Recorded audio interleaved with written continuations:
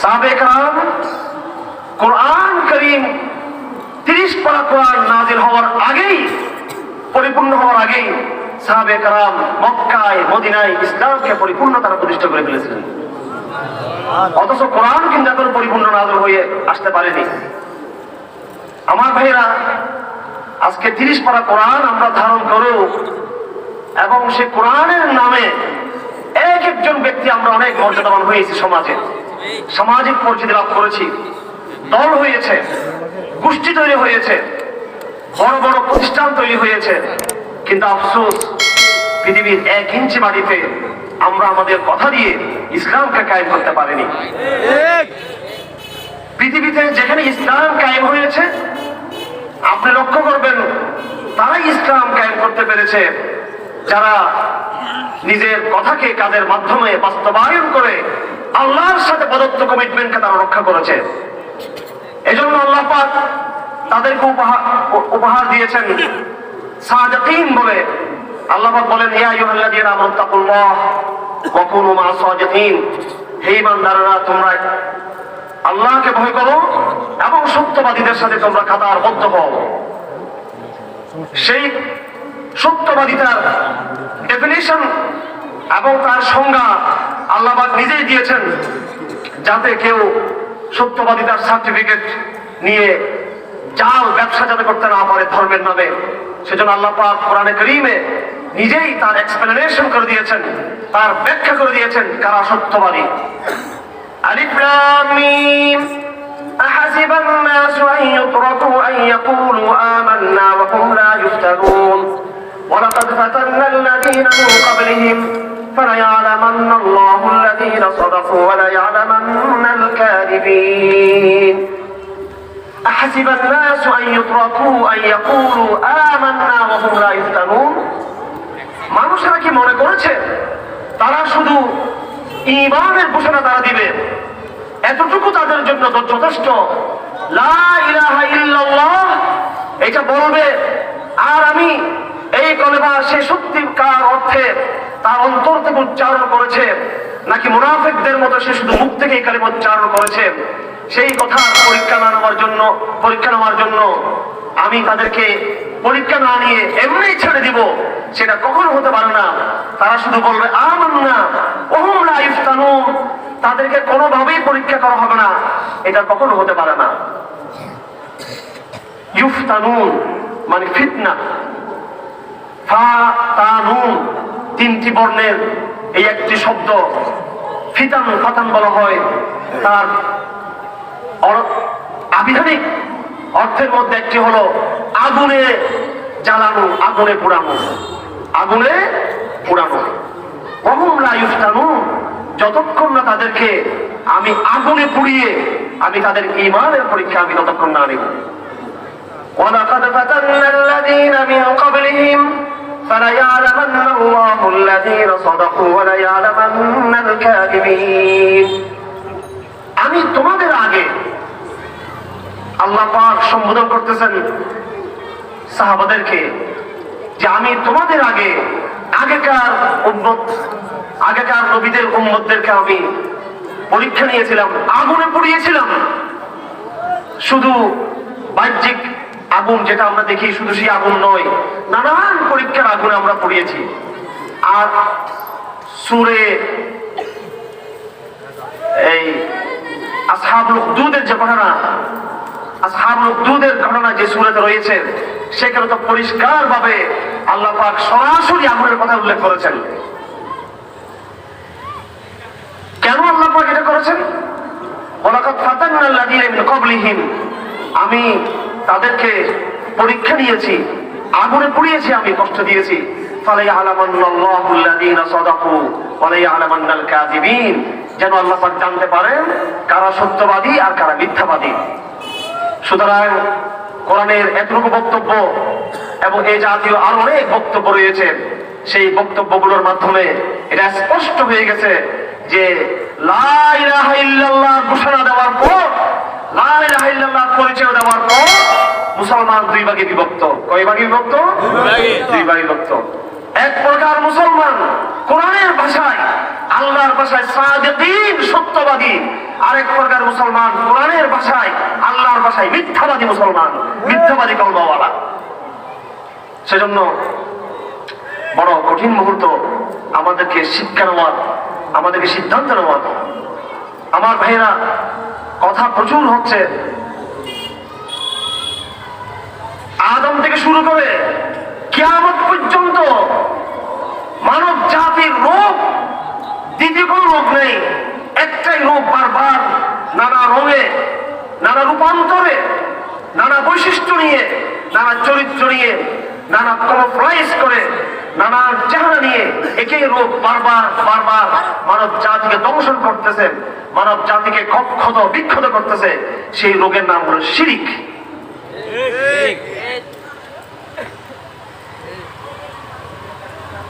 আপনারা হয়তো মনে করে আছেন যে শিরিক বলা হয় মূর্তির বিরুদ্ধে।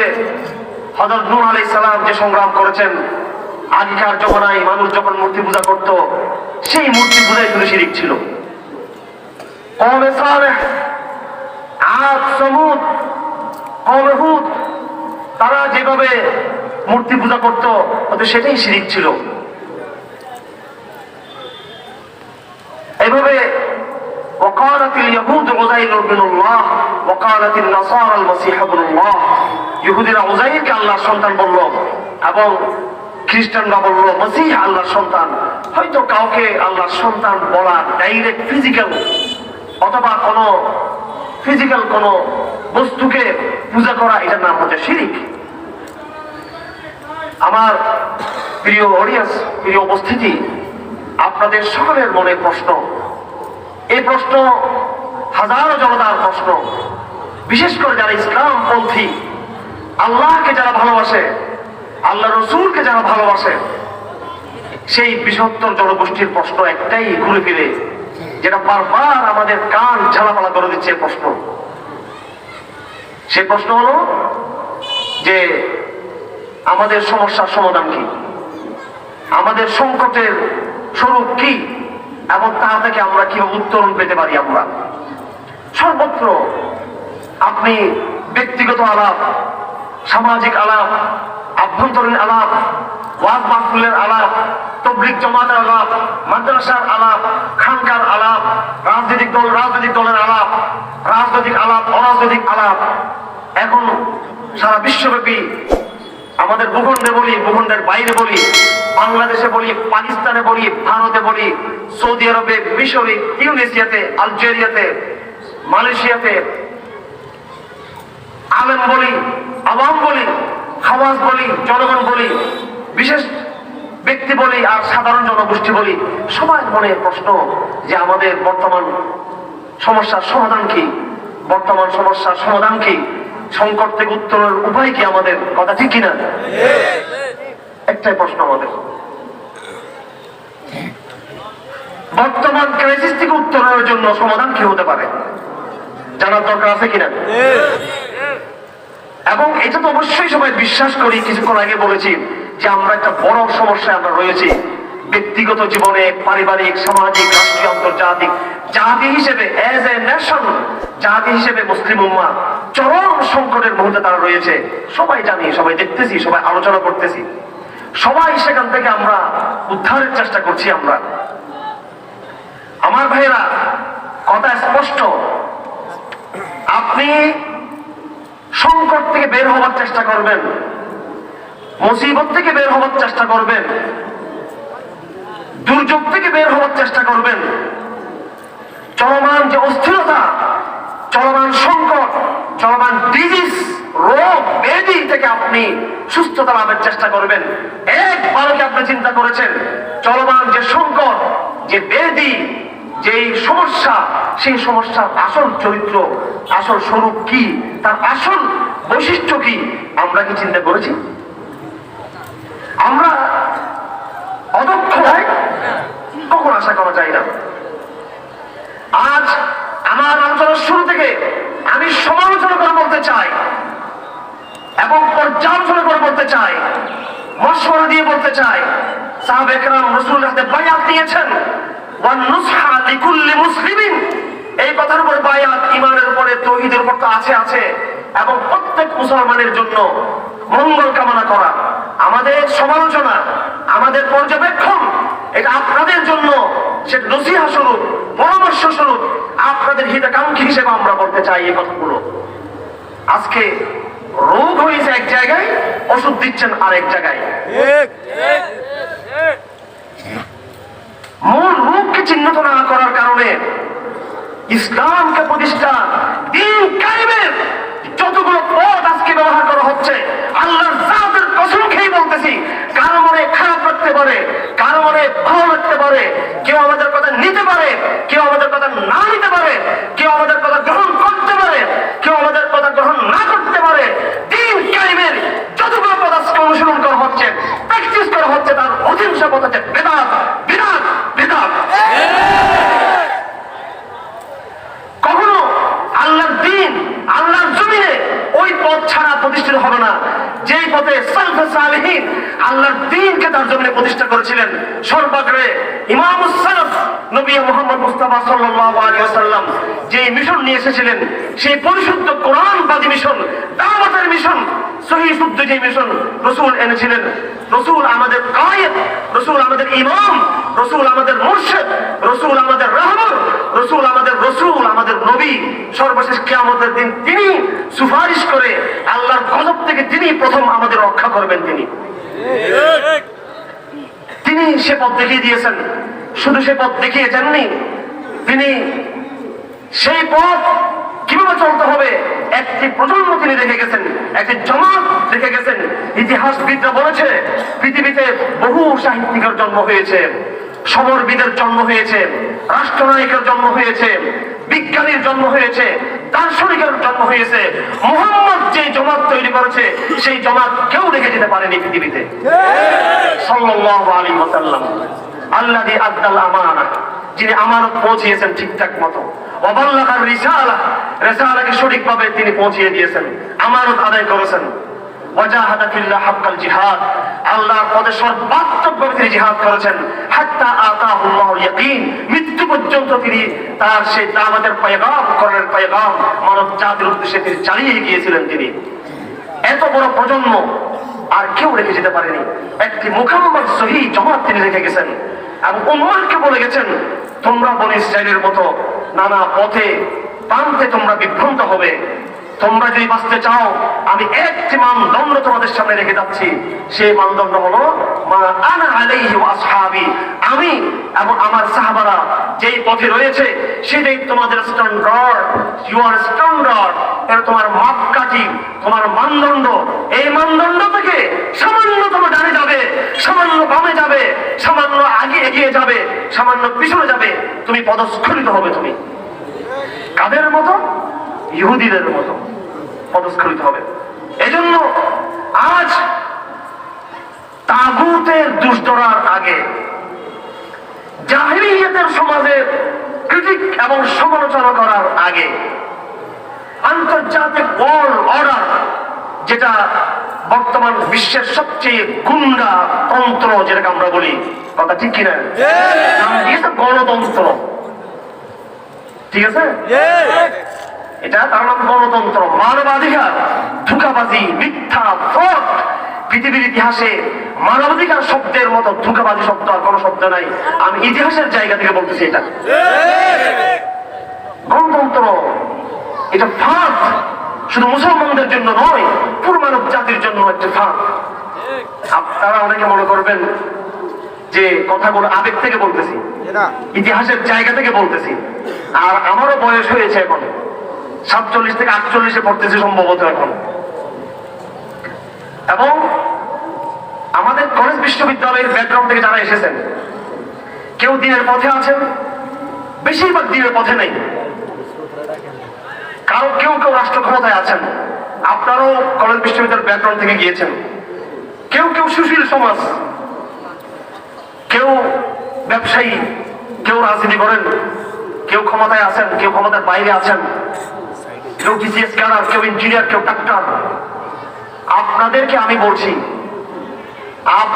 বলছি, পাশ্চাত্যের যে ভ্যালুজ, পাশ্চাত্যের যে মূল্যবোধ, কিয়াম, আরবিতে বলা হয় কিয়াম, বাংলায় বলা হয় মূল্যবোধ, এবং ইংলিশে বলা হয় ভ্যালুজ।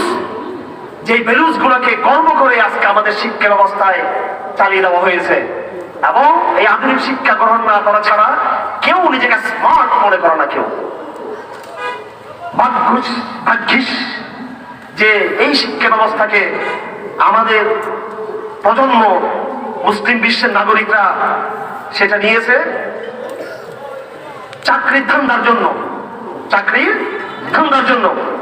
এই জন্য এই শিক্ষা ব্যবস্থা পড়ে তারা কিন্তু এইভাবে মুরতাদ হয়ে যাচ্ছে না, যেইভাবে ব্রিটিশ চিন্তা করেছিল এই শিক্ষা ব্যবস্থার মাধ্যমে পুরো প্রজন্মকে, মুসলিম জাতিকে মুরতাদ বানানোর জন্য, প্রটেস্ট্যান্ট বানানোর জন্য আগাগোড়া হয়তো ওইভাবে হয় নাই। আব্দুল মওদুদ বলেছেন, আম গাছে আমড়া ধরেছে। তারা শিক্ষা ব্যবস্থা দিয়েছিল আগাগোড়া আপনাকে নাস্তিক বানানোর জন্য, আগাগোড়া নাস্তিক বানানোর জন্য।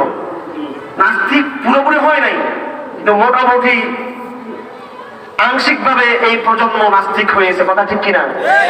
কেউ স্বঘোষিত নাস্তিক ওই শাহবাগের বেয়াদবদের মতো, যাদের বিরুদ্ধে আমরা 13 সালে প্রতিরোধ খাড়া করেছিলাম। কথা মনে আছে আপনাদের? এটা রাজনৈতিক গল্প নয়, শাহবাগকে দেখিয়ে দিয়েছি 13 সালের ওই প্রতিরোধের মাধ্যমে। সংখ্যার মধ্যে আমরা তোদের চেয়ে অনেক বেশি। শুধু সংখ্যাধিক্যের গর্বে কিন্তু বিজয় আসে না, যেটা হেফাজতুল ইসলামের অনেকে মনে করছেন সংখ্যাধিক্য দিয়ে, শোরাম দিয়ে, সেলিব্রিটিজম দিয়ে আল্লাহর জমিন, আল্লাহর দ্বীন প্রতিষ্ঠা হবে, মোটেও না। শোরাম দিয়ে হবে না। হ্যাঁ, ওই সময় শোরামটা দরকার ছিল। শাহবাগিজমের বিরুদ্ধে আল্লাহ রসুলকে গালাগালি করতেছে, বিয়াদবি করতেছে, নাউজুবিল্লাহ। আম্মা আয়েশার ছবি ছেপে তারা আমাদের নবীজিকে কুৎসিত ভাষায় তারা মন্তব্য করতেছে।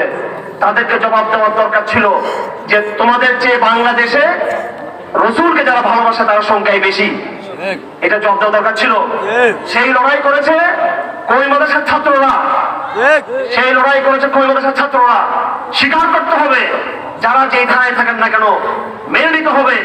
ওই সময় আমাদের অনেক সুন্নি ভাইদেরকে দেখা যায় নাই, আহলে হাদিসের ভাইদেরকে ওই প্রথমে আমরা পাই নাই, পরে তারা আসছেন। প্রথমে এই দেবন্দিয়তে বা কওমিতে যারা ছিলেন তারা পথে আসছে, এবং তারা তাদের রাজপথের বলিষ্ঠ আওয়াজ দিয়ে তারা বারবার প্রমাণ করে দিয়েছে এই দেশ আস্তিক্যবাদের, এই দেশ নাস্তিক্যবাদের না। কিন্তু কিন্তু কওমিরা যে সংগ্রাম রাজনৈতিকভাবে শুরু করেছিল শাহবাগিজমের বিরুদ্ধে, যেই সাংস্কৃতিক সংগ্রাম তার রাজপথে করেছিল, আলহামদুলিল্লাহ সুম্মা আলহামদুলিল্লাহ, আল্লাহ পাক শাহবাগে কওমিরা সাময়িক হয়তো পরাজিত হয়েছে, আরেকটি প্রজন্ম আল্লাহ পাক তুলে দিয়েছেন। স্কুল থেকে, কলেজ থেকে, বিশ্ববিদ্যালয় থেকে, আধুনিক প্রজন্ম থেকে তুলে দিয়েছেন আরেকটি প্রজন্ম। বাংলাদেশে 13 সালের পরবর্তী আস্তিক্যবাদ নাস্তিক্যবাদের প্রশ্নে, আরো অধিক বিশুদ্ধবাদী তাওহীদের প্রশ্নে সেই সংগ্রাম করেছে আমাদের কলেজে, বিশ্ববিদ্যালয়ের ছেলেরা এবং মেয়েরা। আলহামদুলিল্লাহ, এক সময় বাংলাদেশে 21শে বইমেলা সাংস্কৃতিক, সেকুলার সাংস্কৃতিক জোয়ারে আমরা ঠাঁই পেতাম না। আমাদের সংস্কৃতি, সভ্যতা, মূল্যবোধ ভেসে যাচ্ছিল 21শের বইমেলার জোয়ারে। সাহিত্য বললেই যেন সেকুলার, সংস্কৃতি বললেই সেকুলার, নান্দনিকতা বললেই সেকুলারিজম, সৌন্দর্য বললে সেকুলারিজম, প্রগতিশীলতা বললেই সেকুলারিজম। আলহামদুলিল্লাহ, কলেজ বিশ্ববিদ্যালয় থেকে এমন এক প্রজন্ম দাঁড়িয়েছে, এমন লিটারেচার তারা তৈরি করেছে, প্রকাশনার জগতে এমন বই পুস্তক এসেছে। শাহবাগিজম হেফাজতুল ইসলামের কাছে রাজপথে যে পরাজয় বরণ করেছে, সাংস্কৃতিক জগতেও তারা সেই পরাজয় বরণ করেছে তাদেরই মতো কলেজ বিশ্ববিদ্যালয়ের পূর্ব ছাত্রদের কাছেই। সর্বশেষ বাংলাদেশের অবস্থা হলো এখন তারা দুই দিক থেকে হতাশ। মোল্লারাও তাদেরকে রাজপথে মার দিয়ে দিল, এবং ওই কলেজ, ওই বিশ্ববিদ্যালয়, ওই আধুনিক শিক্ষা প্রতিষ্ঠান যেটাকে তাদের গুরু, তাদের দাদা, তাদের বাবা ব্রিটিশ শিক্ষা ব্যবস্থা দিয়েছিল মুসলমানদেরকে পরিপূর্ণভাবে মুরতাদ বানানোর জন্য, দেখা গেল সেখান থেকে মুজাহিদিন তৈরি হওয়া শুরু হয়ে গেছে। আল্লাহ দিনের দায়ী তৈরি হওয়া শুরু হয়ে গেছে। জাফর ইকবাল বই লেখে হালে পানি পাচ্ছে না এখন। শাহরিয়ার কবির তো বাজার থেকে আউট হয়ে গেছে মোটামুটি। তাদের অপসংস্কৃতির 21শে বই মেলায় যে সমস্ত বই বিক্রি হয় তার চেয়ে হাজার হাজার গুণ বেশি বই বিক্রি হচ্ছে আমাদের ইসলামী সংস্কৃতির বই পুস্তক অনেক বেশি বিক্রি হচ্ছে। জোয়ার এসে গেছে, জোয়ার এসে গেছে। আপনারা আজ থেকে 5 থেকে 10 বছর আগে এত চমৎকার চমৎকার সুন্দর সুন্দর তৌহিদের বিশুদ্ধবাদী লিটারেচার আপনারা দেখতে পেয়েছিলেন বাংলাদেশে? আলহামদুলিল্লাহ। বাংলাদেশে রাজনৈতিক হিসাব বিকাশ করি না, ইসলামী গণতন্ত্র যারা আমাদেরকে শিখায় ভোটের রাজনীতি ইসলাম কায়েম করবে, তোমাদের ভোটের রাজনীতি দিয়ে ইসলাম প্রতিষ্ঠার আগে আল্লাহ পাক আলহামদুলিল্লাহ এই কবি প্রজন্মের মাধ্যমে পরবর্তী কলেজ বিশ্ববিদ্যালয় প্রজন্মের মাধ্যমে নাস্তিকবাদকে চিরতরে বাংলাদেশে পরাজিত করে দিয়েছেন। তোমাদের ভোটের রাজনীতি আমাদের দরকার নেই। আর বেদাত হাসানা দিয়ে দিন ওইভাবে বিজয়ী হবে না, কথা পরিষ্কার। আপনারা কি আমার কথাটাকে কি এই ফাঁকাফাঁকি মনে করতেছেন? মানে অন্তঃসার শূন্য ফাঁকাফাঁকি। বাস্তবে কি বাংলাদেশে নাস্তিকবাদীরা সাংস্কৃতিক ভাবে পরাজিত হয়েছে না হয় নাই? কলেজ বিশ্ববিদ্যালয়ের কথা বলছি কেন, মাদ্রাসার কথা তো বলার দরকার নেই, এটা রিজার্ভ ফোর্স অফ ইসলাম, এটা আসে। ঠিক আছে, ইমাম মাহাদির একেবারে ক্যান্টনমেন্ট, ইমাম মাহাদির বলতেছে, আবার অন্যদের না, এরা ভয় পেয়ে যায় বাবা। ঠিক আছে, এটার কথা বলতেছি না আমি। তারা হতাশ, এখন হতাশ যে আধুনিক প্রজন্মে মনে করেছিলাম তারা এক একটা আসিফ মহিউদ্দিনের মতো কুলাঙ্গার তৈরি হবে, কিন্তু আলহামদুলিল্লাহ সেরকম তৈরি হয় নাই। বরং অসংখ্য অসংখ্য তৌহিদের মশালধারী চেতনা সম্পন্ন ভাইরা তৈরি হয়েছে। কয়েকদিন আগে এক নাস্তিক, সে কবেকার আমার একটা বক্তব্যকে কোট করে সে চ্যালেঞ্জ করলো যে আমি তার সাথে ডিবেট করতাম, মানে বিতর্ক করতাম। আমি বিতর্ক করব নাস্তিকদের সাথে। বাংলাদেশে দার্শনিক নাস্তিক নাই, আছে কিছু ধর্মবিদ্বেষী বেয়াদব। নাস্তিক হচ্ছে গ্রিক সভ্যতার দার্শনিকরা, কথা ঠিক কিনা? নাস্তিক হচ্ছে এই রোমান সভ্যতায় এবং পরবর্তী জমানায় ইসলামের জমানায় কিছু নাস্তিক ছিল, আমি নাম নিচ্ছি না কিছু লোকের।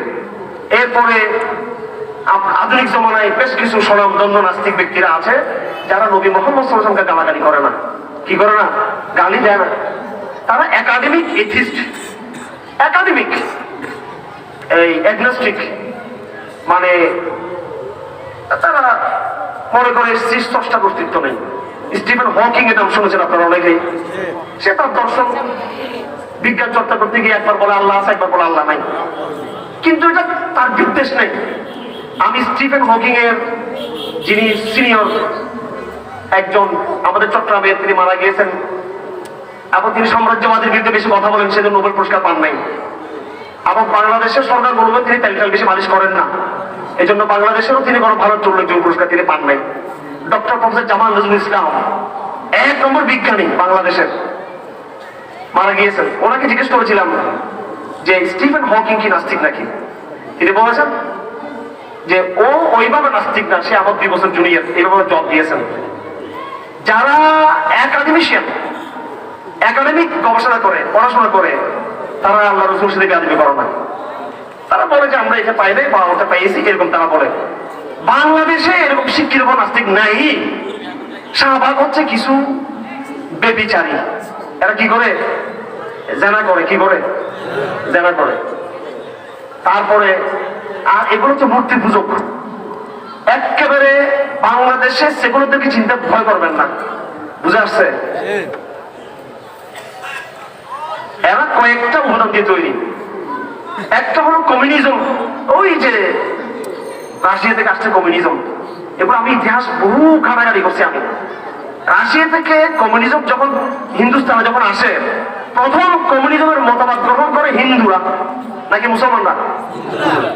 এক তো কমিউনিজমের নাস্তিকতা, এরপর হিন্দুত্ববাদ, এই দুটা জগাখিচুড়ি হয়ে বাংলাদেশে এসে আবার ভ্রান্ত সুফিবাদ তারা পেয়েছে, ভ্রান্ত ওই সুন্নিদের সুফিজম, ভ্রান্ত সুফিজম, ভ্রান্ত দরবেশগিরি, আর হিন্দুদের পৌত্তলিকতা আর কমিউনিজম সবটা মিলিয়ে একটা অসভ্য, অভদ্র, বর্বর, অশিক্ষিত, অবৈজ্ঞানিক প্রজন্ম হয়েছে, শাহবাগী তৈরি হয়েছে।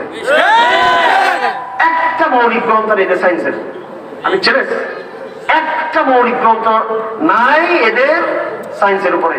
সবগুলো third class, second class, fourth ক্লাসে পাস করছে সবগুলো। সায়েন্স থেকে ভালো করে বড় নাই। বড় বড় সাংবাদিকদের নাম নিলে একটা চোর সামিয়া নাকি রহমান ধরা পড়েছে কিছুদিন আগে। দশক ধরে তারা ইসলামকে নিয়ে, আল্লাহকে নিয়ে, রসুলকে নিয়ে, ইসলামের ঐতিহ্যকে নিয়ে, ইসলামের হেরিটেজকে নিয়ে, ইসলামের ইতিহাসকে নিয়ে তারা তুচ্ছ তাচ্ছিল্য করেছে। আল্লাহ তাকে অপমান করে দিয়েছে। আরো কত চোর এরকম এই প্রফেসররা আছে, মিডিয়া ব্যক্তিত্ব আছে, আপনি কল্পনাও করতে পারবেন না, কোনো যোগ্যতা নেই এদের। ঠিক আছে, আমি বাংলাদেশে একজন বিজ্ঞানীর নাম জানি ভালোভাবে, যিনি এখন বাংলাদেশের শ্রেষ্ঠ বিজ্ঞানী। তবে আমি তাদের সাথে আমাদের কিছু মাসলাগত বিরোধ রয়েছে, যেমন বিভিন্ন বিষয়ে, রমজানের চাঁদ দেখার বিষয়ে অথবা ইসলামের কিছু মরানের ব্যাখ্যা তারা দান করেন কিছু কিছু বিষয়ে। ডক্টর শামশের আলী কথা বলছি আমি, কিন্তু আস্তিকদের বিরুদ্ধে আমি ওনাকে সব ক্ষেত্রে ফলো করতে বলছি না। আমি জাস্ট ইসলাম ও ইথিজমের প্রশ্নে, ইসলাম ও আস্তিকতার প্রশ্নে আমি জিজ্ঞেস করেছিলাম ডক্টর জামাল সাহেবকে যে আপনার পরে বাংলাদেশের শ্রেষ্ঠ বিজ্ঞানীকে। আমি মনে করেছিলাম উনি হয়তো বলবেন যে ডক্টর প্রফেসর জাফর ইকবাল সাহেব। আমি মনে করছেন যে উনি তো লেখালেখি খুব করে, বিজ্ঞানের লেখালেখি করলে বিজ্ঞানী হয় নাকি? বই বেশি লেখলে কি দার্শনিক হয়ে যায়? হ্যাঁ, তো মনে করছেন তার নাম নেই, উনি তার নাম নেন নাই, নিজের শমশের আলীর নাম।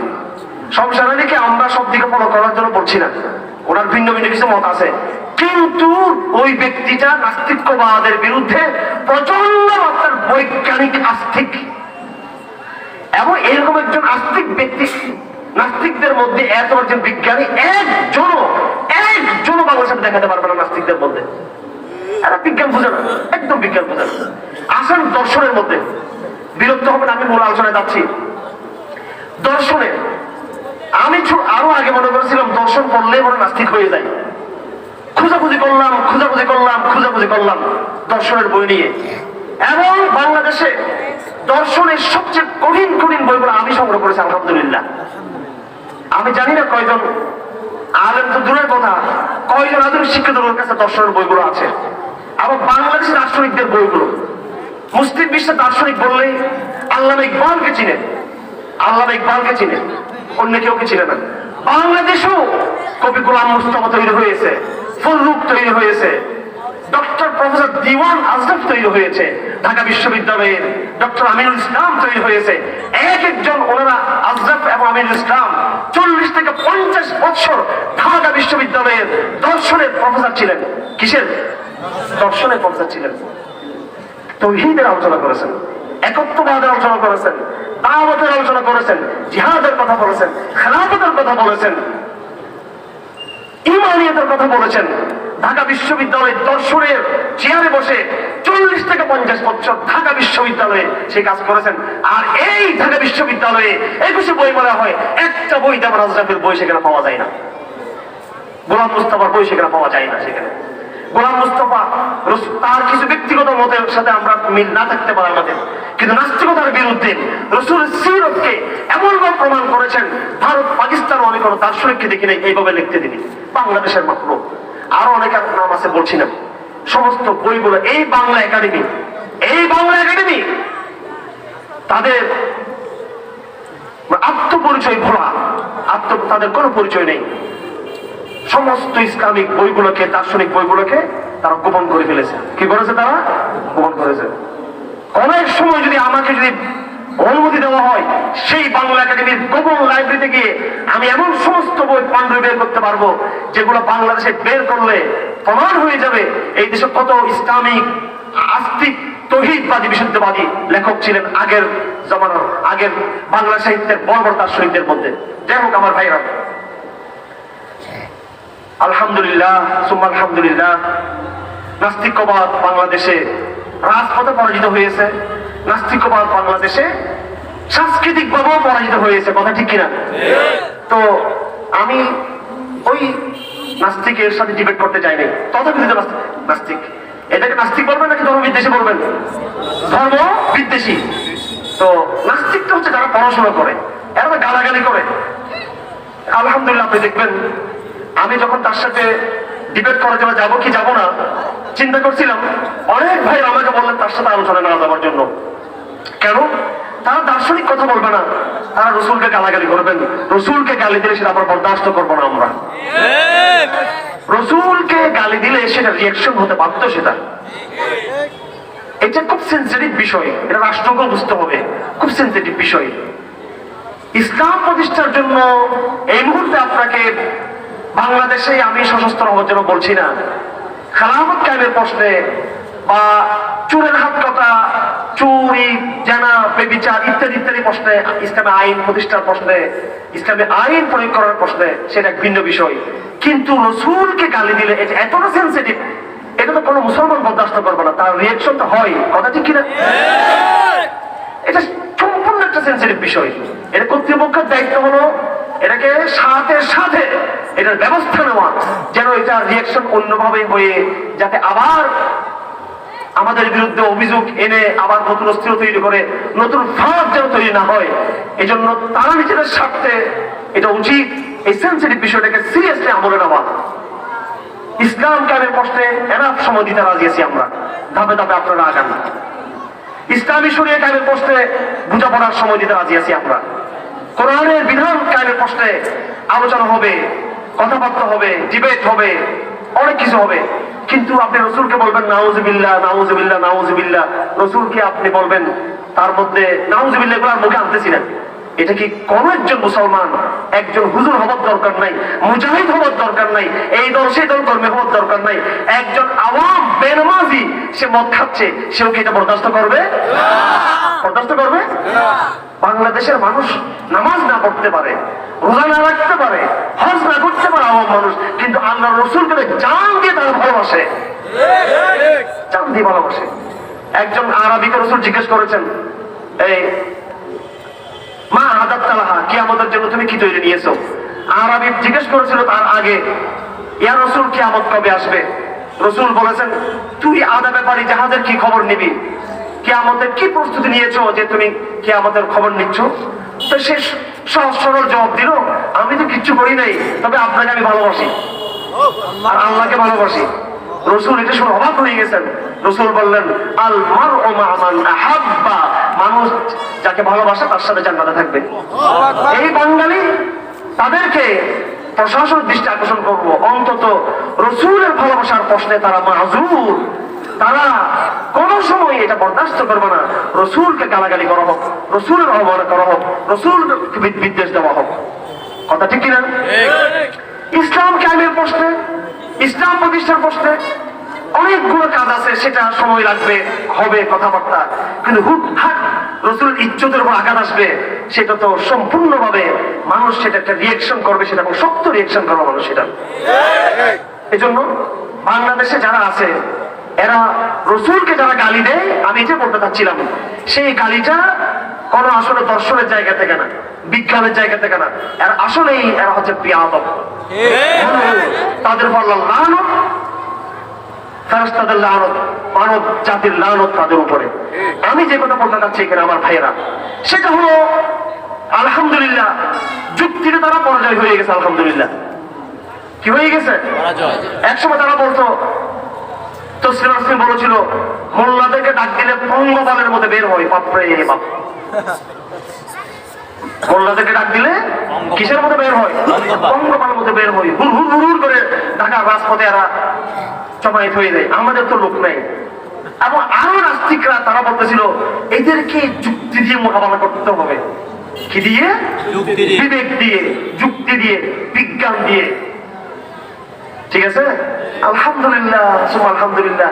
একেবারে তসলিমা নাসরিনরা, নাস্তিকারা যে ইনস্টিটিউশনে পড়ালেখা করেছে, যে ঢাকা বিশ্ববিদ্যালয়ে, রাজশাহী বিশ্ববিদ্যালয়ে, চট্টগ্রাম বিশ্ববিদ্যালয়ে এবং বিজ্ঞান ও প্রযুক্তি চুয়েট বুয়েট থেকে আল্লাহ পাক এমন দ্বীনের মুজাহিদিন থেকে তৈরি করেছেন, দ্বীনের দায়ী থেকে তৈরি করেছেন, তারা যুক্তির মাধ্যমেই তাদের কাউন্টার করেছে। আলহামদুলিল্লাহ। তারা বলছে কি, হাটাদারি থেকে, পড়িয়া থেকে, লালবাগ থেকে, বাড়িধারা থেকে, রহমানিয়া থেকে, লালখান বাজার থেকে, তালবাড়ি থেকে, বিভিন্ন জায়গা থেকে পঙ্গপালের মতো হুজুররা বাইর হয়, এদেরকে যুক্তি দিয়ে ঠেকাও। তো মানুষ মনে করছে আসলে ঠিক, যুক্তি দিয়ে কাজ করলে ঠেকে যাবে।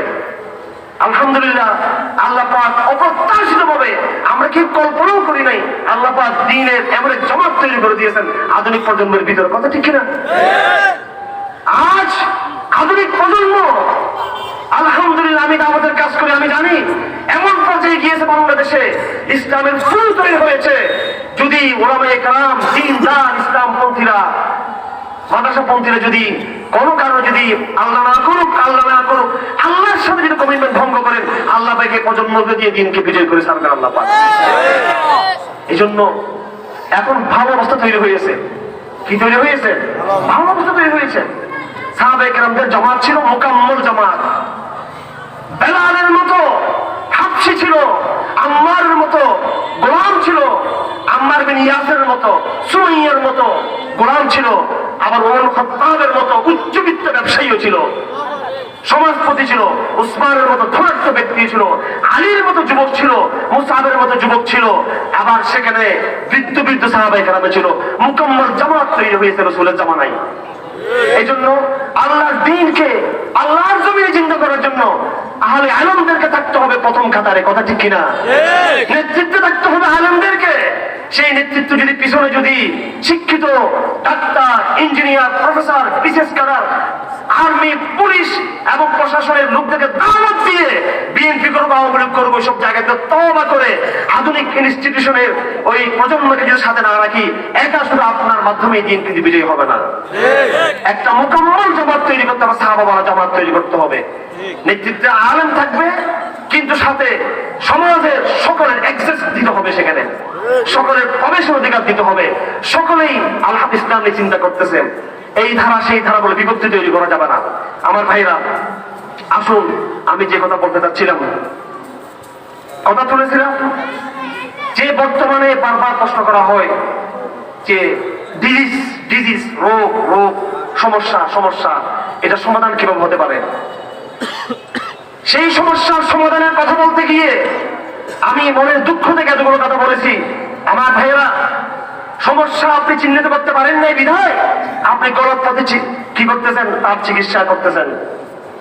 কথা আমার নয়, কথা মুজাদ্দিদ আল ফিসানির, কথা সৈয়দ আহমদ শহীদের, কথা শাহ ওলিউল্লাহ, কথা মুফতি ফয়জুল্লাহ, কথা আমাদের আকাবিরিনদের। কিছু ভাইয়েরা আমাদেরকে খারজিতে লাগিয়েছে, আমি জানি।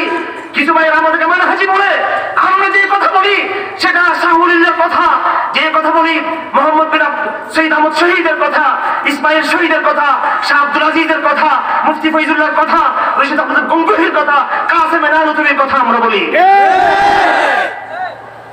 আপনারা মনে করবেন না উই আর রুটলেস, আমরা ভুইফোড়, এটা মনে করবেন না। আমরা যে কথা বলি সেই কথা ভারতবর্ষে মুজাদ্দিদ আল ফিসানি শুরু হয়ে মুফতি ফয়জুল্লাহ পর্যন্ত এক বাক্যে তারা এই কথা বলেছেন। কোন বেদাত দিয়ে, বেদাত হাসানা বলি, সাইয়্যা বলি, এটা দিয়ে দ্বীন কায়েম কখনো হবে না। কিসের ইসলামী গণতন্ত্র? কেন রাজপথে করেন? কেন দাওয়াতের কথা বলেন না? কেন ইবাদতের কথা বলেন না? কেন ইমানের কথা বলা হয় না? কেন খেলাফতের কথা সুস্পষ্ট বলা হয় না? খেলাফত আমাকে এরদোগান থেকে ভিক্ষা দিতে হবে খেলাফতের বিষয়? খেলাফত ওইভাবে বলবো যেভাবে রাসূল সাল্লাল্লাহু আলাইহি সাল্লাম খেলাফতের কথা বলেছেন। গজওয়াতুল হিন্দের কথা আপনি মুখ দিয়ে উচ্চারণ করতেছেন না কেন? আপনি ভয় পেয়ে যাচ্ছেন? আপনি কি এটা বললে কি এখন শুরু করে দিচ্ছেন আপনি? সেটা রাসূলের ভবিষ্যৎবাণী। আল্লাহ মুহাম্মদ শফি রহমাতুল্লাহ আলাইহি তো বলতেন। আপনি খুব বেশি দাবি করেন যে আমি ওনার উত্তরসূরি, এই শব্দটা এই টার্ম তো আপনি ইউজ করেন না। আপনি কেন বলেন না ইসলাম বিজয়ের আলা ইন্নাল ঈমান হিনা তাকাউল ফিতন বিশাম? আলা আন্নাল ঈমান হিনা তাকাল ফিতনা বিশাম, আলা আন্নাল ঈমান হিনা তাকাল ফিতনা বিশাম। যখন ফিতনা শুরু হবে, যখন ফিতনা শুরু হবে, যখন ফিতনা শুরু হবে, ঈমান শামে থাকবে, ঈমান শামে থাকবে, ঈমান শামে থাকবে। ফিলিস্তিন, লেবানন, জর্দান, বর্তমান সিরিয়া এবং হামাসের এবং অন্যান্য দল যে গাজা ইত্যাদি এই এলাকা সবটা মিলে হচ্ছে শাম। কথা ঠিক কিনা? রাসূল ভবিষ্যৎবাণী করেছেন, খোরাসানের কথা বলেছেন, বলেছেন কি বলেন নাই? এগুলো আগামী দিনের মোটিভেশন বলছি আমি বলছি না এই মুহূর্তে আপনাকে ওখানে চলে যাওয়ার জন্য আমি বলছি না। এই কথাগুলো রাসূল কি করেছেন? আগামী দিনের বিষয় সম্পর্কে উম্মতকে সাবধান করেছেন। করছেন কি করেন নাই? রাসূল যদি ১৫০০ বছর আগে এই বিষয়গুলো সাবধান করতে পারেন, আপনি বক্তা, আপনি মুফতি, আপনি মুহাদ্দিস, দলের নেতা, আপনি ওই সচিব, সেই সচিব, আপনি গুরুত্বপূর্ণ অনেক কিছু, আপনি অনেক আল্লাহ আপনাদেরকে দিয়েছে। কিন্তু এই ভবিষ্যৎবাণীগুলো কেন আমরা করছি না যে ভবিষ্যৎবাণী রাসূল নিজে করেছেন? ওই টার্মগুলো, ওই ইস্তেলাহগুলো কেন ব্যবহার করছি না যে রাসূল নিজে ব্যবহার করেছেন? আবার এই শুধুমাত্র এই টার্মগুলো ব্যবহার করার জন্য আপনি যাকে থেকে মানহাজি ট্যাগ লাগিয়ে দিবেন, যাকে থেকে খারিজি ট্যাগ লাগিয়ে দিবেন, নাউযুবিল্লাহ মিন যালিক। আপনি মাহাদির কাতারে শরীক হতে পারবেন না। আপনাদের আলামত খারাপ।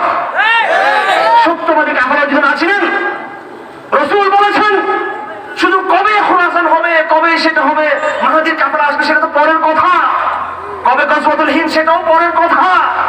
একটা কথা তো রাসূল বলেছেন, কিয়ামত পর্যন্ত লা তাযালু তাইফাতুম মিন উম্মতি যাহিরিনা আলাল হক লা ইয়াদুররুহুম মান খাযালাহুম। কিয়ামত পর্যন্ত একটা দল থেকেই যাবে, থেকেই যাবে, থেকেই যাবে সব সময়। এক সেকেন্ডের জন্য, এক মুহূর্তের জন্য এই জামাত বন্ধ হবে না। বলছেন কি না? আপনার কি একটু মনে চাই না যে আমি কি সেই সাহায্যপ্রাপ্ত জামাতের প্রতি আমার কোনো ভালোবাসা আছে কিনা? অথচ আপনি ইসলামের কর্তৃপক্ষ, মানুষ আপনার কাছে যাচ্ছে ফতোয়ার জন্য, ওয়াজের জন্য, ইসলামের রাজনীতির জন্য, খানকার জন্য। আপনার দায়িত্ব ছিল মানুষকে তো সঠিক পথের সন্ধান দেওয়া। রাসূল যেটা বলে গিয়েছেন, একটা তায়েফা মানসুরা সাহায্যপ্রাপ্ত জামাত থাকবে কিয়ামত পর্যন্ত। আল্লাহ রাসূল বলেন তারা সাহায্যপ্রাপ্ত হবে। কেউ যদি তাদেরকে সাহায্য না করে তাদের কিছু আসা যায় না। হাজার বলা হয় সাহায্য না করা। আমার ভাইরা, দিন কায়েম হবে। দিন কি হবে? আমাদের আপনাদের আলটিমেট গোল, লক্ষ্য হচ্ছে আল্লাহর জমিনে আল্লাহ দ্বীনকে কায়েম করা। কথা ঠিক কিনা? যারা এই স্বপ্ন দেখবে না, শুধু দিন পালন করবে, শুধু কি করবে? দিন পালন করবে। যে আমি নামাজ পড়তেছি যথেষ্ট, এনাফ। আমি রোজা রাখতেছি, এনাফ। আমি হজ করতেছি, এটা এনাফ। আমি একটা এতিমখানা চালাই, এটা এনাফ। মাহফিলে চাঁদা দিচ্ছি, এটা যথেষ্ট। দিনকে কায়েম করা আর টুকটাক তাবলীগের মাধ্যমে কিছু প্রচার করবো, ওরে বাপরে বাপ, দিনকে কায়েম করা, প্রতিষ্ঠা করা এত কষ্ট আমার পক্ষে সম্ভব নয়। তাহলে আপনি সুন্দরভাবে ইহুদি ধর্ম গ্রহণ করতে পারেন, খ্রিস্টান ধর্ম গ্রহণ করতে পারেন, ওখানে এসে মতো কষ্ট নেই। আসলে ওই ধর্ম গুলো কিন্তু কি পাবেন না, ওখানেও কিন্তু কষ্ট হবে। আবার ক্রুসেডের যুদ্ধ আছে খ্রিস্টান ধর্মে, আর এই ইহুদি ধর্ম কিন্তু দাজ্জালের বাহিনী আছে, এরাও বলবে যুদ্ধ করার জন্য আপনাকে। কোথায় যাবেন আপনি? আর বলুন তো, এক কাজ করে বৌদ্ধ ধর্ম গ্রহণ করে ফেলি, ঠিক আছে? ওখানে বৌদ্ধ তো সবচেয়ে বড় খুনি, চীনে মারতেছে, উইঘুরে মারতেছে, মায়ানমারে মারতেছে, ঠিক আছে? জীব হত্যা মহাপাপ, এটা ধর্ম আছে, জীব হত্যা মহাপাপ, আর মুসলিম হত্যা মহাপুণ্য, ঠিক আছে? নাউযুবিল্লাহ। তো আপনি কোথায় যাবেন? আপনি বলতেছেন ইসলাম ধর্মে এত মারামারি কেন? তো অন্য ধর্মে কি শান্তি নাকি? শুধু ইসলাম শান্তির ধর্ম। তখন যখন আত্মসমর্পণ করবে তখন শান্তি। আমার ভাইরা, যাই হোক, আমি ওয়াজ করি না, আমি ক্লাস নিই, আমি মোটিভেশন করার চেষ্টা করি। কথা দীর্ঘায়িত করবো না। একটা মেসেজ দিতে চাই, বার্তা দিতে চাই আপনাদেরকে। আপনারা কি দিন কায়েমের স্বপ্ন দেখেন?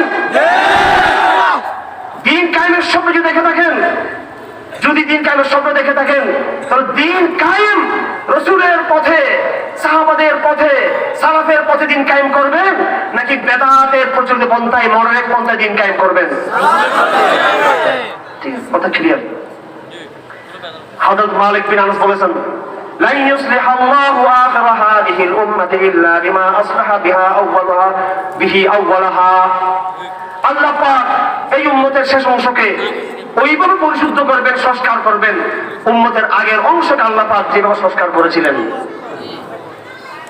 উম্মতের আগের অংশকে অনেকে জিজ্ঞেস করে সাহাবে কেরাম সত্যের মাপকাঠি কিনা, সাহাবে কেরাম সত্যের মাপকাঠি কিনা।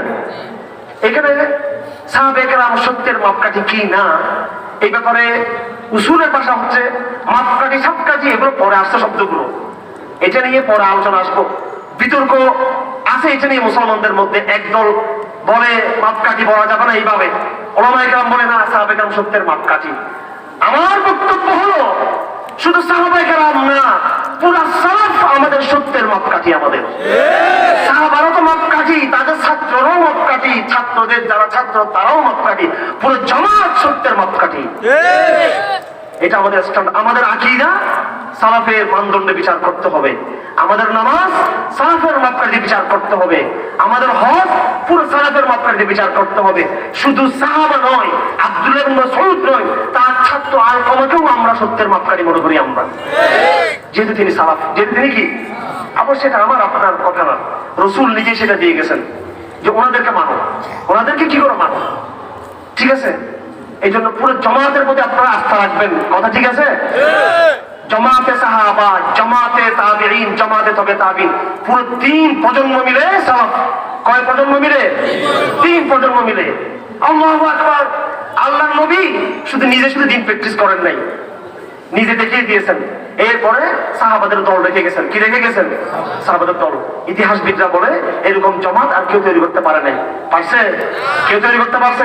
কোন নবী পারছেন কিনা এরকম জামাত তৈরি করতে পারেন নাই। ছোটখাটো জামাত ঠিক নেই, সেটা কোন দার্শনিক পারে নাই, কেউ পারে নাই। আব্রাহাম লিঙ্কন পেরেছেন, কার্ল মার্কস পেরেছেন। কমপ্লিট জামাত, একটা সম্পূর্ণ স্বয়ংসম্পূর্ণ জামাত তৈরি করেছেন রাসূল সাল্লাল্লাহু আলাইহি ওয়াসাল্লাম। সুবহানাল্লাহ। এমন জামাত তৈরি করেছেন, সেই জামাত আরেক জামাত তৈরি করেছে তাবেঈন নামে। তাবেঈনের জামাত আরেক জামাত তৈরি করেছে তবে তাবেঈন নামে। উম্মত কোথায় গোমরাহ হবে তোরা? তোদের ভিত্তি তো ফাইলিং তো কঠিন, এরা ঠিক কিনা? কি পদ্মা সেতু পাইলিং, ঠিক আছে, এটা তো একেবারে আটলান্টিক সাগরের পাইলিং। এমন পাইলিং গোসল করা করে মাটির তলে কাঁদতে এমন মজবুত ভিত্তি রাসূল স্থাপন করেছে। এই উম্মত কখনো কিয়ামত পর্যন্ত সবাই গুমরাহ হতে পারবে না। কিছু হয়তো আংশিক জানে বামে গুমরাহ হবে, উম্মতের মূলধারা কখনো গুমরাহ হবে না। কোরআন শরীফ ভালো করে বুঝতে হবে। اهدنا الصراط المستقيم صراط الذين أنعمت عليهم غير المغضوب عليهم ولا الضالين। আফসোস, আমার তো বুঝাচ্ছে রমজান মাসে ইহদিনা সিরাতাল মুস্তাকিম পুরোপুরি পড়াতে আল্লাহ পাক ঢেলে দিয়েছে অন্তরে। অর্থাৎ এই উম্মতে মুহাম্মদী দোয়া শিখিনে তাড়াতাড়ি সিরাতাল মুস্তাকিমে থাকার জন্য। দুটি সম্প্রদায় আগে আসছিল, এদেরকে আমি নেতৃত্ব দিয়েছিলাম। এক হচ্ছে ইহুদি, 2 নম্বর খ্রিস্টান। তাদেরকে নেতা হিসেবে পাঠিয়েছিলাম, লিডার অফ সিভিলাইজেশন, সভ্যতার নেতা হিসেবে পাঠিয়েছিলাম তাদেরকে। কাদেরকে? ইহুদিদেরকে। পুরো ইহুদি জাতি ধ্বংস হয়ে গেছে, মুশরিক হয়ে গেছে, বেদাত করেছে, তারা নবীদেরকে হত্যা করেছে। তারপর পাঠালাম কাদেরকে? মানব জাতির রাহবর হিসেবে খ্রিস্টানদেরকে। তারা পুরো জাতি হিসেবে নষ্ট হয়েছে। খবরদার, এবার দোয়া কর গায়রুল মাগদুব আলাইহিম, আল্লাহ এমন হেদায়েত, এমন সিরাতাল মুস্তাকিমের হেদায়েত দান করো যেন ইহুদিদের মতো পথভ্রষ্ট না হয়, যেন খ্রিস্টানদের মতো পথভ্রষ্ট না হয়। কোরআন কারীমের সূরাতুল বাকারা হচ্ছে ইহুদিদের তাফসীল, ব্যাখ্যা, এক্সপ্লেনেশন অফ জাইনিজম, এক্সপ্লেনেশন অফ জুজের ব্যাখ্যা। ইহুদিবাদ কিভাবে ধ্বংস হয়েছে, কিভাবে পথভ্রষ্ট হয়েছে শিক্ষা নিতে যদি চাও সূরা বাকারা পড়ো। কি পড়ো? সূরা বাকারা। সূরা বাকারা যদি এই উম্মতে মুহাম্মাদের আলেমদের বেশি করে পড়া উচিত। আলেমদেরকে কি পড়া উচিত? সূরা বাকারা বেশি করে পড়া উচিত। কিছু মনে করবেন না, আমার প্রত্যেকটা কথা পিছনে রেফারেন্স আছে। আমি তো আমার যারা বয়সে বড়, 48 বছর বয়সে যারা বড়, 50 থেকে উপরে, এদেরকে আমি কিছু বলি না। আমি যারা 48 50 এদেরকে বলি। আপনারা আগামী দিনে আলেম হবেন, যারা ছাত্র ভাইরা আছেন, আপনাদেরকে বলছি, ইবনে কাসির বলেছেন। কে? ইমাম ইবনে কাসির। চিনেন তো তাকে আপনারা? উনি আবার অন্য দলে ছিল নাকি? ইবনে কাসির কি বলেছেন? এই উম্মতের আলেমদের পথভ্রষ্টতা হলো ইহুদিদের পথভ্রষ্টতার মতো। এখন ঠিক বাইরে বলা তো, এখন ঠিক ছোট হয়ে যাবে। ইবনে কাসির বলেছেন এই উম্মতের আওয়ামদের, এই উম্মতের যারা সাধারণ মানুষ, তাদের পথভ্রষ্টতা হচ্ছে খ্রিস্টানদের পথভ্রষ্টতার মতো। এখন ঠিক বাইরে হবো না, গায়ে পড়তেছে তো এই জন্য বাইরে হবো না। খালি নাস্তিকদের দোষ, আমেরিকার দোষ, ভারতীয়দের দোষ, এদের তাগুদের দোষ, জাহেলিদের দোষ, নিজেদের কোনো দোষ নাই। আজ আমি আপনাদেরকে এই বার্তা দিতে এসেছি, তাদেরকে সংস্কার করার আগে, তাদেরকে বিজয় করার আগে, তাদেরকে পরাজিত করার আগে নিজেরা শুদ্ধ হওয়ার চেষ্টা করেন আগে। আমার মানহাজ গলত, আমার মেথোলজি গলত, আমার মেথোলজি ভুল, আমার পন্থার সাথে দিন কায়েমের আমার যে পন্থা আমি নিয়েছি সেই পন্থার সাথে রাসূলের দিন কায়েমের পন্থার মিল নেই। আমার দিন কায়েমের পন্থার সাথে সাহাবাদের দিন কায়েমের পন্থার মিল নাই। আমার দিন কায়েমের পন্থার সাথে সালফে সালিহিনের আবু হানিফার, আলকামার, ইব্রাহিম নাখীর, আব্দুল্লাহ ইবনে মুবারকের পন্থার পরে কি মিল নাই। সুতরাং আগে কে শুদ্ধ হবে? নাস্তিকরা, খ্রিস্টান, ইহুদি, আমেরিকা, ভারত কখনো বিজয় করতে পারবে না। আমি বলে দিচ্ছি আপনাদেরকে শুধু জিহাদের গল্প শুনলে হবে না। জিহাদের গল্প করলে, প্যান্ডেল গরম করলে ভারত বিজয় হবে না। শুধু জিহাদের বয়ান দিলে ইসরায়েল বিজয় হবে না। যদি ভারতবর্ষে ইসলামকে বিজয় করতে চান, যদি আন্তর্জাতিক এই গ্লোবাল অর্ডার, আন্তর্জাতিক গণতান্ত্রিক এই যে লিবারালিজমের ব্যবস্থা, যে লিবারাল ডেমোক্রেটিক ব্যবস্থা, গ্লোবাল অর্ডারকে যদি পরাজিত করতে চান, খ্রিস্টান বিশ্বকে পরাজিত করতে চান, প্রথমে আমাকে আপনাকে শুদ্ধ হতে হবে আগে। এইটাই আমার আজকের বক্তব্যের মূল বার্তা। সময় কম হওয়ার কারণে আমি কোরআন আয়াত আগেই পড়ে ফেলেছি অনেকগুলো, আরো অনেকগুলো আয়াত রয়েছে, রাত শেষ হয়ে যাবে, কথা কিন্তু শেষ হবে না। আজকে আপনাদের প্রতি এটাই আমাদের মূল বার্তা, আমাদের পথ পদ্ধতি ঠিক করতে হবে।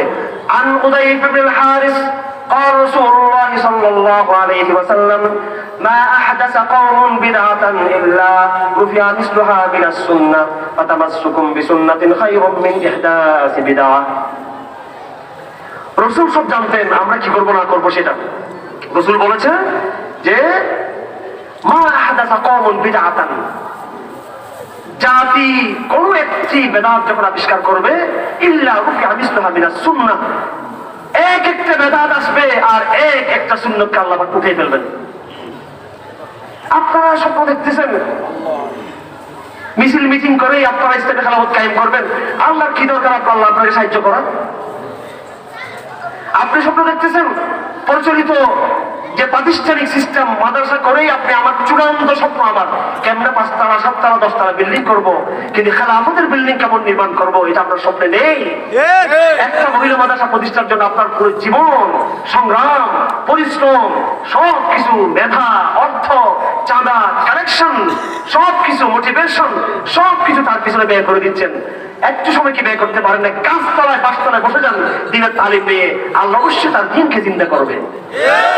প্রাতিষ্ঠানিক বিশাল বিশাল সিস্টেম, বিশাল বিশাল একাডেমিক ভবন হোক না, সেটা ওইটাকে মকসদ কেন বানালেন আপনার? এটা মাধ্যম, দিন বিজয়ের মাধ্যম। সেই দিন বিজয়ের মাধ্যমকে আমি আমার মকসদ বানিয়ে ফেলেছি, আমার আলটিমেট গোল বানিয়ে ফেলেছি আমি। ওয়াহাবি আন্দোলনের সময় এই অর্থাৎ ভারত বিরোধী, এটা ওয়াহাবি আন্দোলন হচ্ছে ব্রিটিশদের নাম দেওয়া। কার নাম দেওয়া? ব্রিটিশরা নাম দিয়েছে বদনাম করার জন্য। এখন জঙ্গিবাদ বলে না, ইসলামের কথা বললে কি বলে? জঙ্গিবাদ বলে। ঠিক আছে, আর এখন তো ওয়াহাবি বলে খাচ্ছে না। তো সে সময় ব্রিটিশরা জঙ্গিবাদ শব্দটা বাইরে, এই দুষ্ট লোকগুলো ছিল না, মিডিয়া ছিল না, 71 ছিল না, এটা শিখতো তারা ব্রিটিশরা।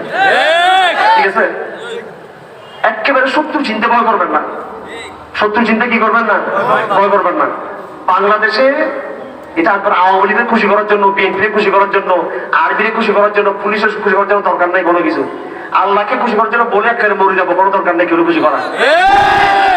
আমি আপনাদেরকে বলছি, বাংলাদেশের শত্রু হচ্ছে একেবারে ইসলাম বিদ্বেষী নাস্তিকরা শুধু।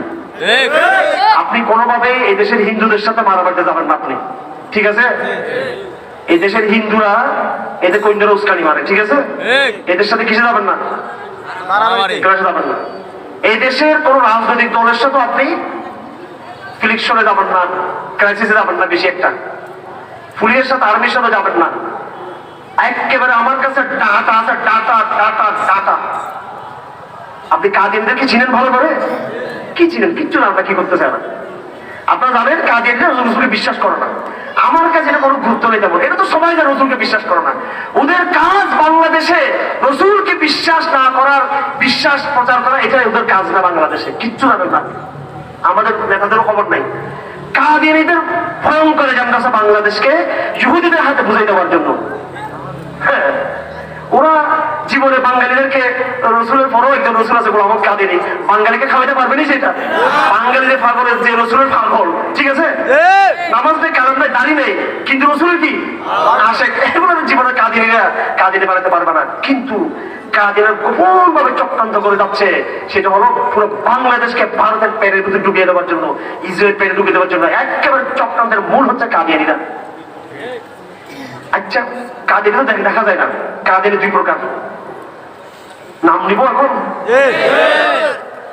নাম নিব তো আবার এখানে অনেকে আবার খারাপ মনে করবে। আরেফেল আছেন, আরেফেল, সবাই বলে আরেফেল কাদিয়ানী। আরেফেলের বাপ প্রথম আলো, কাদিয়ানীদের আশ্রয়দাতা। বাংলাদেশে সাংস্কৃতিক জগৎ, কি জগৎ? সাংস্কৃতিক জগৎ, মিডিয়া জগৎ, সাংস্কৃতিক জগৎ, এদেরকে চিনতে ভুল করবেন না। এরা সরাসরি আমাদের শত্রু। এরা আমাদের কি, এদের সর্বক্ষণ কাজ হচ্ছে, সাংস্কৃতিক জগতের কাজ হচ্ছে মুসলমানদেরকে চিরতরে নিশ্চিহ্ন করে দেওয়া। চিরতরে কি করে দেওয়া? আমি আগেও বলেছি, আখেরি জমানায় বাংলাদেশে মুসলমানদের জন্য দুটো সমস্যা তৈরি হবে হাদিসের ভাষার মতো।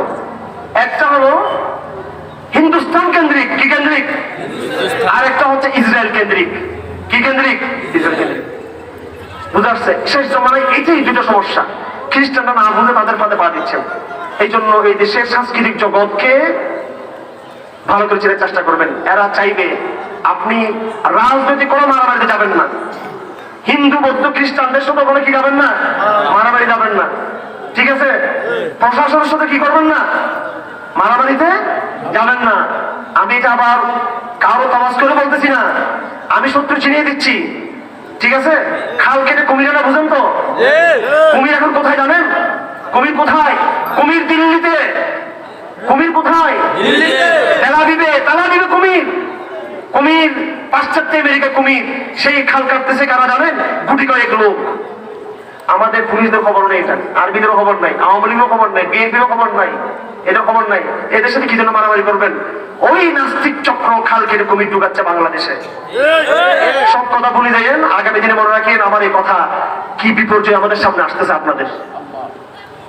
এই জন্য আমি বারবার বলি, একজন এই এলাকা পুরাঞ্চল আমিরুল মুমিনিন দরকার ছিল আমাদের, বায়াত দরকার ছিল এবং জামাত তৈরি করা দরকার ছিল। আগামী দিনে হিজরতের প্রশ্ন আছে, অনেক বড় বড় বিষয় আছে আমাদের।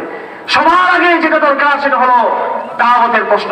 আমাকে সময় দেওয়া হয়েছে 9টা 5 মিনিট পর্যন্ত, আমি আর 2 থেকে 3টা মিনিট আমি আমার কথা ফিনিশিং করে শেষ করে দিচ্ছি। আমি আমার ভাইরা, কাজ বুঝে নিতে হবে আমাদের, শত্রু চিহ্নিত করতে হবে। ডানে বামে সবার সাথে যুদ্ধ করলে আপনি পারবেন না। হ্যাঁ, ঘরের ভিতরে আপনার অনেকে আপনার সাথে শত্রুতা করতেছেন, ঠিক আছে? সবাই ভুল বুঝতেছে আপনাকে, ঘরে কি করতেছে, সবাই ভুল বুঝতেছে। আপনাকে চিনতে হবে যে সবাই কুস্কানি মারতেছে লোকটাকে। আপনি কি করলেন? উস্কানি যে মারতেছেন তাকে চিনেন নাই, আর বাকি ওরে ঘুষি মারতেছেন, বড় ভাইকে আরেক ঘুষি মারতেছেন, বউকে আরেক ঘুষি মারতেছেন, ওরে আরেকটা মারতেছেন, ঘরের ভিতরে সব মারামারি। ওই যে কুচুকরি, ওরে কিন্তু আপনি চিনতে পারেন নাই। এই যুদ্ধে আপনি হেরে যাবেন, কথা ঠিক কিনা? এই দেশের কুচক্র হচ্ছে ইসলাম বিদ্বেষী নাস্তিকবাদী চক্র, একেবারে সংখ্যা কম এরা, ঠিক আছে? এদের চক্রান্তকে বুঝতে হবে। খাল কেটে কমে জানতেছে এদেরকে। আমার ভাইরা, এর বাইরে যে বিশাল জগৎ আছে আমাদের, আছে না নাই? মুসলমানদের মধ্যে আমার কথাগুলো একটু সময় গেল, কিন্তু জরুরি কথা, দায়িত্ব বুঝে নিতে হবে। মুসলমানদের মধ্যে আজকে সহিহ সত্যবাদী মুসলমান কয়জন আছে? বেশিরভাগ তার প্রটেস্ট্যান্ট মুসলমান, না বুঝে তারা ইসলাম থেকে বিচ্যুত হয়ে গেছে। একবারে বুঝে শুনে নাস্তিক আছে বুদ্ধি করে, না বুঝে জাহেলিয়তকে লালন করে, কথা ঠিক কিনা? না বুঝে, না চিনে, প্রশাসন বলেন, জনগণ বলেন, সুশীল বলেন, পরিবারে বলেন, সমাজে বলেন, বিশাল একটা সংখ্যা গরিষ্ঠ মেজরিটি অফ দ্য মুসলিম আমাদের, তারা কিন্তু ইসলামকে বুঝে না। তারা দিন কায়েমের স্বপ্ন তারা দেখে না। আপনি তাদের সাথে যুদ্ধ করবেন নাকি? যুদ্ধ করবেন? হ্যাঁ, রাষ্ট্রের সাথে, প্রশাসনের সাথে, ভাইয়ের সাথে, কলেজের সাথে, বিশ্ববিদ্যালয়ের সাথে, সব জায়গায় যুদ্ধ, ব্যাংকে গিয়ে যুদ্ধ করবেন আপনি? আপনাকে কি করতে হবে? ওই খাল কেটে যে কুমির আনতেছে চক্রবাস, বিদেশি চক্রবাস, দেশি চক্রবাস, আল্লাহর হস্তে দেখে চিন্তা ভুল করবেন না। আর বৃহত্তর জনগোষ্ঠী এরা পথভ্রষ্ট চোদের দ্বারায় তাদেরকে শক্তিশালী শিরক থেকে মুক্তি, তৌহিদের পথে আসা, সিরাতকে কেন্দ্র করে দাওয়াতের মোটিভেশন জোরদার ভাবে করতে হবে আপনাকে। যত আপনার দাওয়াত দুর্বল হবে, আগামী দিনে আপনার জিহাদ দুর্বল হয়ে যাবে, পরাজিত হবেন আপনি। আমার ভাইরা, আমি শেষ কথা যেটা বলবো সেটা হলো, আমরা যে বারবার বলি সমস্যা সমস্যা, সমস্যা হলো শিরকের সমস্যা। কিসের সমস্যা? বর্তমানে সমাজে, এই রাষ্ট্রে, এই পরিবার ব্যবস্থায়, শিক্ষা ব্যবস্থায় শিরক লেগেছে। কি লেগেছে? শিরক লেগেছে, শিরকের ভাইরাস ঢুকেছে। কথা ঠিক কিনা?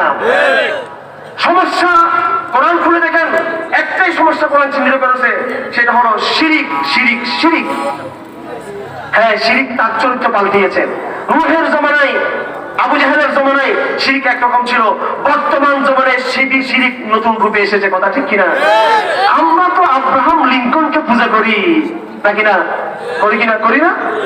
আমরা তার রাজনৈতিক দর্শন বিশ্বাস করি, জর্জ ওয়াশিংটনের দর্শনকে বিশ্বাস করি, কার্ল মার্কসের অর্থনীতিকে বিশ্বাস করি, আমরা অ্যাডাম স্মিথ অর্থনীতির আমরা তাকে পূজা করি। করি কি করি না?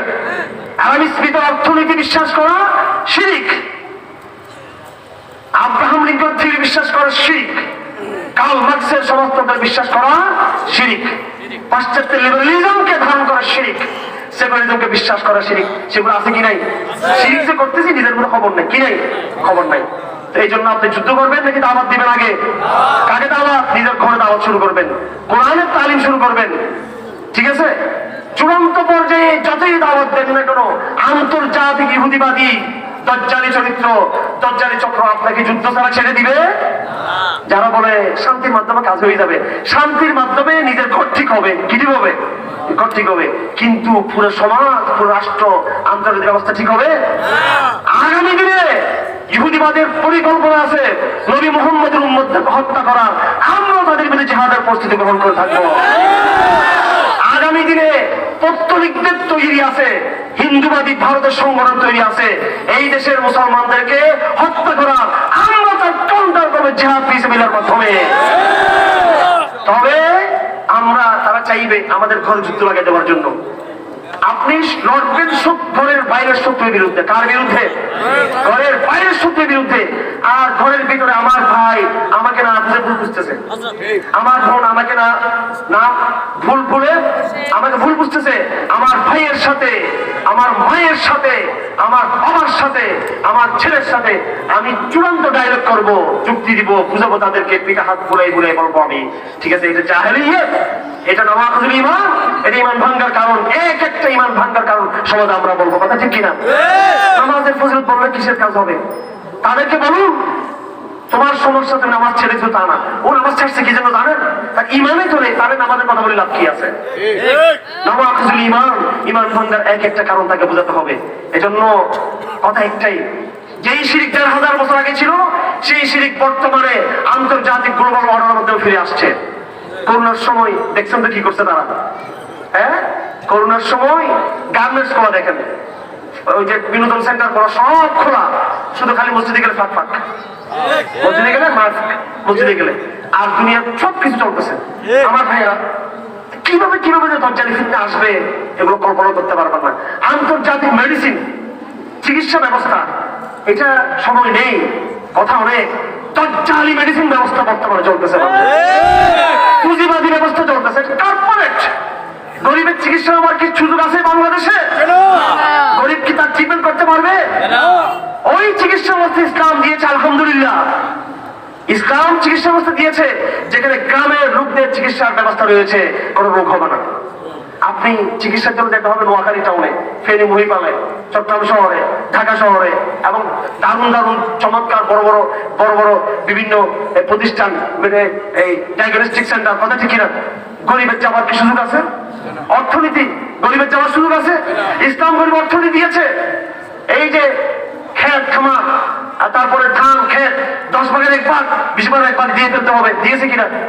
ইসলাম গরিবের জন্য হক দিয়েছে। প্রত্যেক ধনীকে 40,000 টাকার মধ্যে 1,000 টাকা দিয়ে ফেলতে হবে, গরিবকে 1 লাখ টাকার মধ্যে 2.5 লাখ টাকা দিয়ে ফেলতে হবে। ইসলামের অর্থনীতি গরিবের অর্থনীতি, ইসলামের দেশ গরিবের দেশ। ইসলামের সমাজ গরিবের সমাজ, কথা ঠিক কিনা? এগুলো তো নাই। বর্তমানে পুরো এই জাহেলিয়াতের এই ব্যবস্থাকে ভাঙতে হবে। ঘরের ভিতরে দাওয়াত দিব, আর ঘরের বাইরে মানে কি আন্তর্জাতিক দজ্জাল আপনাকে কি শান্তির বাণী নিয়ে তারা কি আসসালামু আলাইকুম জি আমি ইসলাম একটু ভাবতে চাই, একটু বলুন তো, যাবো না আপনি মানবে তারা? আজকে আমেরিকা আসতেছে কিসের বলে? অস্ত্রের বলে। যারা অস্ত্র নিয়ে আসবে আমেরিকা, ভারত, ইউরোপ, ইসরায়েল, তাদেরকে সে ভাষায় জবাব দেওয়া হবে ইনশাআল্লাহ।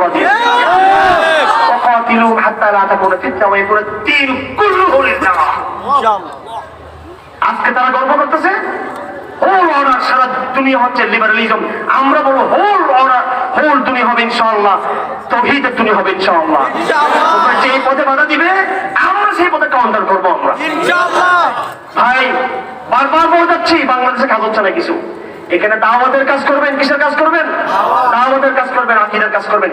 ঘরে ঘরে কোরআন চর্চা করবেন, ঘরে ঘরে কোরআন তরজমা সহ চালু করবেন, সিরাত রাসূল চালু করবেন, সিরাত রাসূল পড়বেন, এবং সাহাবাদের যে সালাফের যে নমুনা এটাকে ফলো করবেন। তাওহীদ এবং ঈমান এবং শিরকের বিষয়গুলো, নামাজ ইমানের বিষয়গুলো বোঝার চেষ্টা করবেন। আল্লাহ আমাদের সবাইকে বুঝার তৌফিক দান করুন। দুইটা রূপ চিহ্নিত করে দিলাম। আলেমদেরকে বেদাত ছাড়তে হবে, তারা জিন প্রতিষ্ঠা। আমি আলেম বলবো না, আমি ইসলামপন্থী বলবো। সকল ইসলামপন্থীকে সকল পথে বেদাতে হাসানা ছাড়িয়া সালফে সালিহিনের তরিকা মানহাজের মাধ্যমে দ্বীন কায়েমের চেষ্টা করতে হবে, কথা ঠিক কিনা? এটা হচ্ছে ইসলামপন্থীদের জন্য। আর আওয়ামকে কি করতে হবে? আওয়ামকে শিরিক ছাড়তে হবে। কি ছাড়তে হবে? শিরিক ছাড়তে হবে। আমাকে আপনাকে ঘরে কি করতে হবে? দাওয়ার কাজ করতে হবে।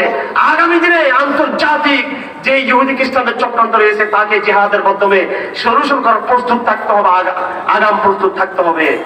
বার্তা পরিষ্কার। আল্লাহ পাক সুবহানাহু ওয়া তাআলা আমাদের সকলকে তৌফিক দান করুন। কাম টু কোরআন, আসুন কোরআনের দিকে ফিরে যাই। কাম টু সিরাত রাসূল, কাম ব্যাক সূরাত রাসূল, সিরাত রাসূলের দিকে আমরা ফিরে যাই। আসুন সাহাবাদের জীবনের দিকে ফিরে যাই। আসুন সালফে সালেহদের জীবনের দিকে ফিরে যাই। ইনশাআল্লাহ সালাফ বলে একটা জামাত তৈরি হলে ইনশাআল্লাহ আল্লাহ পাক আল্লাহর জমিনে আল্লাহ দ্বীনকে কায়েম করবেন ইনশাআল্লাহ। ইনশাআল্লাহ আমরা আশাবাদী, আমরা আশাবাদী। আমরা আল্লাহ থেকে চাই আল্লাহর এই জমিনে বাংলাদেশে একটা সহি কাফের আমাদেরকে দান করুন। বহু সেলিব্রিটিজম দেখেছি, বহু সুগাউন দেখেছি। হে আল্লাহ, এবার তোর দ্বীনকে শুধু বাংলাদেশের নয় পুরো ভারতবর্ষে বিজয় করার জন্য, পুরো এশিয়া মহাদেশে বিজয় করার জন্য, বাংলাদেশের কাফেররা সারা দ্বীনকে সারা বিশ্ব বিজয় করার জন্য এই দেশে এই ভূখণ্ডে বহু কিছু দেখেছি। বেদাত হাসানা দেখেছি, ইসলামী গণতন্ত্র দেখেছি, এইটা দেখেছি, সেটা দেখেছি। এবার তো সহি কাফের আমরা চাই প্রভু, আমরা চাই সেই সহি কাফের আমরা চাই। সহি কাফের, কোরআনের কাফের, দাওয়ার কাফের, হিজরতের কাফের, ইমামের কাফের, জিহাদ ফি সাবিলিল্লাহর কাফের, ইমাম মাহদির কাফের, তাইফুল মানসুরের কাফের, হযরত ঈসা ইবনে মারইয়ামের কাফের হবে সেটা। তাওহীদের কাফের হবে, আকীদার কাফের হবে সেটা। শুরু হবে আকীদা দিয়ে। আমলের কথা বলে শুধু লাভ নাই, সুফিবাদের কথা বলে শুধু লাভ নাই, আকীদার কথা দিয়ে শুরু করতে হবে। এরকম একটি কাফের আমরা চাই ইনশাআল্লাহ। আমাদের মন ঠিক হলে আল্লাহ আমাদেরকে ঈমান দিবেন, আল্লাহ কাফেরা দিবেন ইনশাআল্লাহ, আল্লাহ জামাত আমাদেরকে দিবেন ইনশাআল্লাহ। আজ হোক কাল হোক সেই কাফেরা ইনশাআল্লাহ জন্ম হবেই হবে ইনশাআল্লাহ।